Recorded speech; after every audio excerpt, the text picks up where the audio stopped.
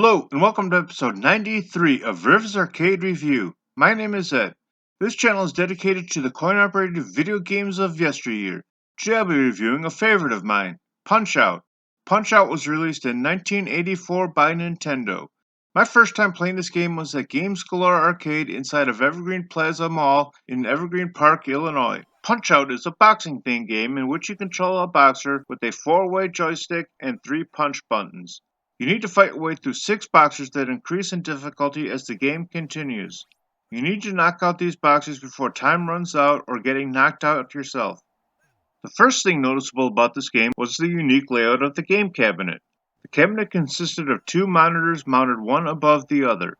The lower monitor will display the gameplay and the upper monitor will display the scores, bonus timer, round clock, fighter status, as well as posters of the fighters that are fighting and their information. This game begins with you entering your initials, which will be displayed under your character's picture on the poster. After entering your initials, the game will begin with the game announcers announcing the fighter you will face. For the first level, he will announce, "Ladies and gentlemen, Glass Joe." After the announcement, the screen will display the ring, and Glass Joe will be in the upper left corner. A short jingle will be played while Joe makes his way toward the center of the ring. As he reaches the center, your boxer will appear. Your boxer, which consists of a green wire frame with green hair, trunks, and gloves, will appear. Your boxer is wireframed to allow you to see the opponent. Immediately after your opponent reaches the center, the announcer will announce fight and the fight will begin. Unlike many boxing games of the time, you don't need to maneuver your fighter into position to hit your opponent. The game will keep you in perfect alignment with your opponent, so you only need to concentrate on strategy of the fight itself. You control your boxer's hands with the joystick by moving it up or down. By doing this, you can block the opponent's hits as well as control where you throw your punches. Moving the joystick to the left or right will dodge in the direction you press the joystick. The left button causes your puncher to throw a punch with his left hand, and the right button will have your boxer throw a punch with his right hand. Pushing the large button will have your boxer throw a right hook or an uppercut. Pulling down on the joystick while pushing a punch button will throw a body blow punch, while pushing the joystick up and pushing a punch button will throw a headshot. Pressing the large blue button while pressing the joystick up will throw a right hook, and while pressing the large blue button while pulling down on the joystick will throw an uppercut. You can only use the blue button when the KO light is lit. At the top of the lower screen will be the KO meter. This meter will determine whether you can use the large blue button. Each punch that successfully connects with the opponent will increase the arrows on the meter. If you get hit by the opponent or miss hitting them, the arrows will decrease on the meter. If all the arrows light up, the KO light will begin to flash. As long as the KO light is flashing, you can use the big blue button to uppercut or right hook. The KO light will turn off if you are hit by the opponent. After the referee announces fight, the round will begin. The clock on the display shows 3 minutes, although it clicks faster than an actual 3 minutes, although the clock stops when either boxer has been knocked down. If the clock runs out, your game will end no matter how well you are doing during the fight. Next to your score will be the bonus timer. This timer will begin at 30,000 points and will click off 30 points approximately every tenth of a second. Beating an opponent will award you whatever points are on the timer. At the bottom of the upper screen will be 2 bars displaying the strength of each fighter. The bar on the right will display your strength, and the bar on the left will display your opponent's strength.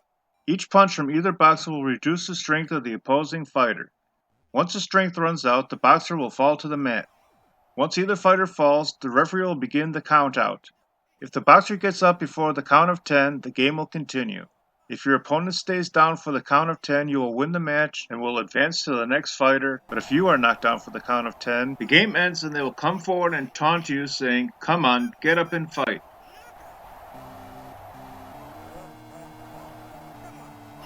The bout against Glass Joe will be the easiest fighter you will face. He is slow to block your punches as well as having a predictable pattern. Each punch of Joe will cause the most damage of all the fighters. Before Glass Joe will throw a punch, his eyes will turn yellow, giving you a heads up that he will be punching soon.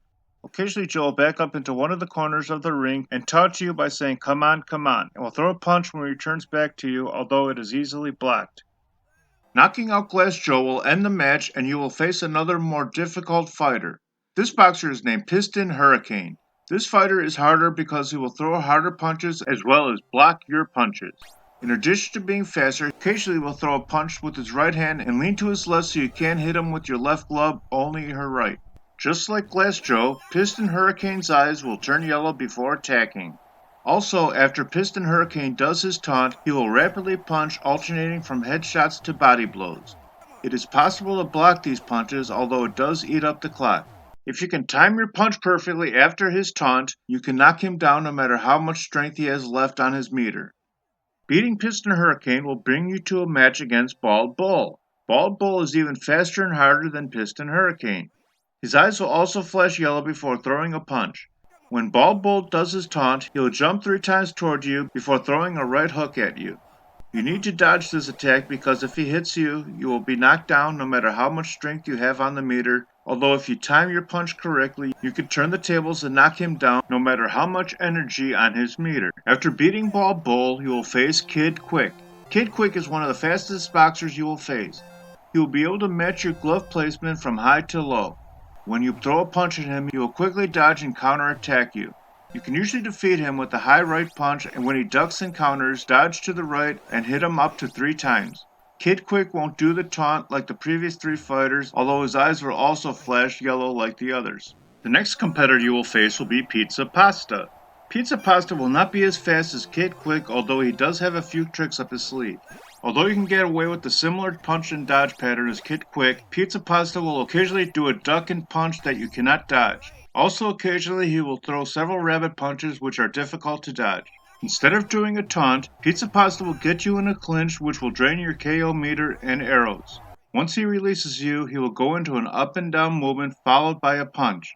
Although it is possible to block these punches, it will really burn up the clock.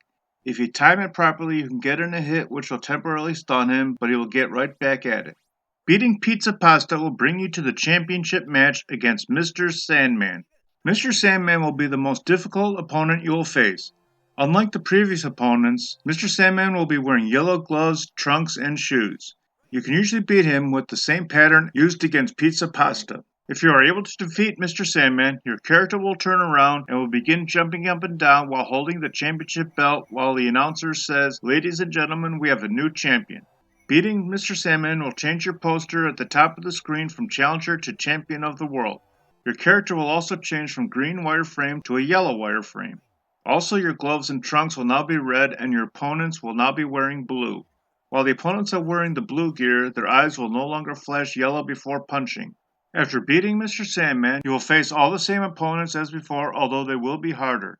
For fights 7 through 11, you will face the same boxers in the same order, although you will no longer face Kid Quick. Once beating Mr. Sandman the second time, the order of the boxers will be different, and you will no longer face Pizza Pasta. The future rounds you will only face 4 boxers for the rest of the game. You will face Piston Hurricane, Bald Bull, Glass Joe, then Mr. Sandman in that order.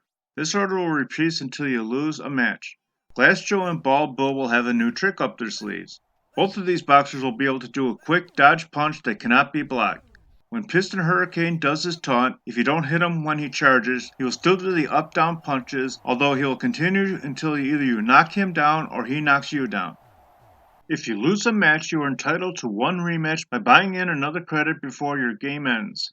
If you buy the rematch, you will play the same boxer that beat you, and you will retain the same score. If you lose a match while you are the champion, you will become the challenger once again, and the opponent will become the champion. If you beat the new champion, you will once again win the championship belt, so it is possible to win the championship twice.